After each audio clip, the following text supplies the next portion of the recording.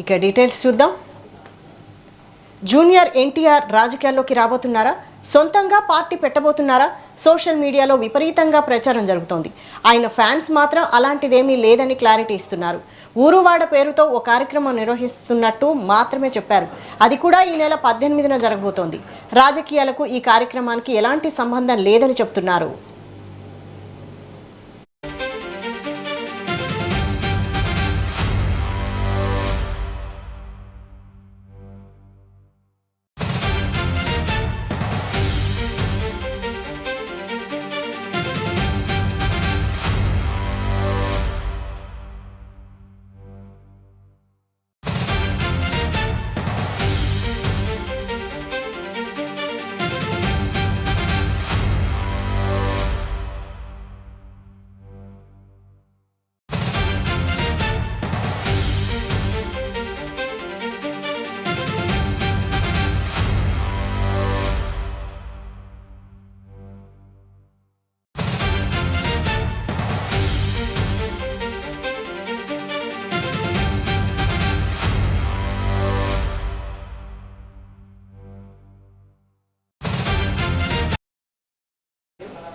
తమిళనాడులో విజయ్ ముఖ్యమంత్రి అయ్యాక తొలుత పవన్ కళ్యాణ్ ట్రోలింగ్కు గురయ్యారు.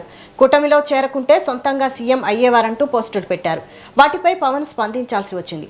తొలి దఫా సొంతంగా పోటీ చేసినప్పుడు 2 చోట్ల ఓడిపోయానంటూ గుర్తు చేసుకున్నారు. ఇప్పుడు ఎన్టీఆర్ ఓ కార్యక్రమం ఫిక్స్ చేసుకోగానే రాజకీయ రంగ ప్రవేశం అంటూ సోషల్ మీడియాలో ప్రచారం మొదలుపెట్టారు. దానిపై ఎన్టీఆర్ అభిమానులు స్పష్టత ఇచ్చారు. ఇదే అంశానికి సంబంధించి మరిన్ని అప్డేట్స్ మా ప్రతినిధి శ్రీనివాస్ లైవ్లో అందిస్తారు. శ్రీనివాస్. వైశాలి ఈరోజు ఆంధ్రప్రదేశ్ అంతటా అదేవిధంగా తెలంగాణ 2 తెలుగు రాష్ట్రాల్లో జూనియర్ ఎన్టీఆర్ పేరు మారుమోగుతుంది.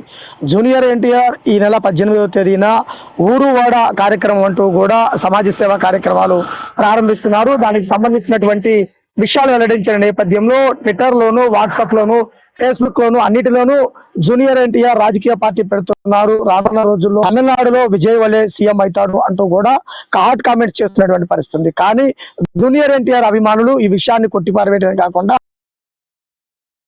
అలాంటిది కేవలం సమయ పదంతో ఊరువాడ అనే కార్యక్రమంతో నిర్వహిస్తున్నామంటూ కూడా స్పష్టం చేయడం జరిగింది. అంటే ఈ నెల 18వ తేదీన ప్రతి గ్రామంలోనూ ప్రతి చోట కూడా జూనియర్ ఎన్టీఆర్ అభిమానులంతా సేవా కార్యక్రమాల్లో పాల్గొనే విధంగా కూడా ప్లాన్ చేయడం జరిగింది.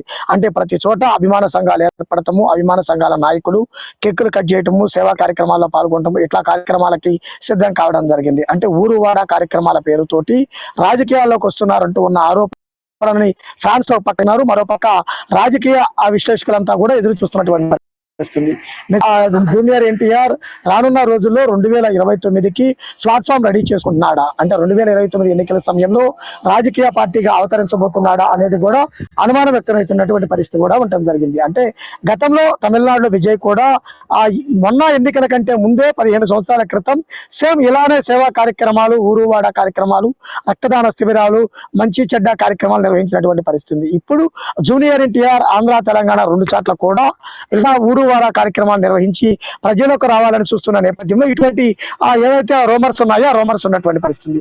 అలానే చూసుకుంటే కేంద్రంలో పెద్దలు గతంలో అమిత్ షాతో కూడా జూనియర్ ఎన్టీఆర్ గతంలో 1-2 సార్లు కావడం జరిగింది.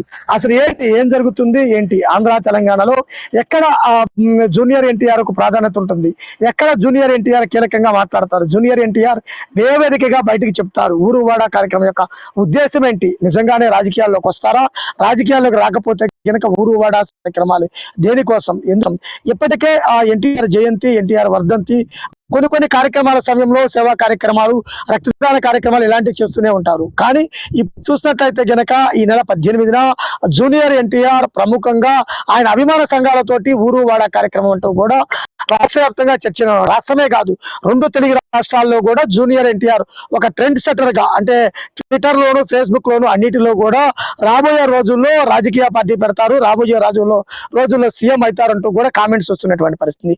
దీనిపై అభిమాన సంఘాలు అయితే గనక ఖండించాయి. రాజకీయ పార్టీలకు సంబంధం లేదు, కేవలం సేవా కార్యక్రమాలని స్పష్టమవుతున్నాయి.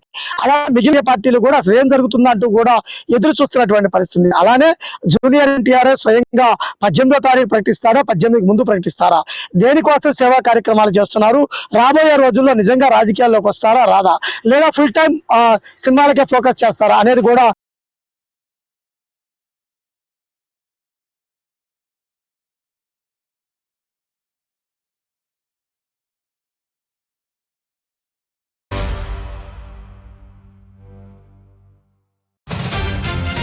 Thank you Srinivas.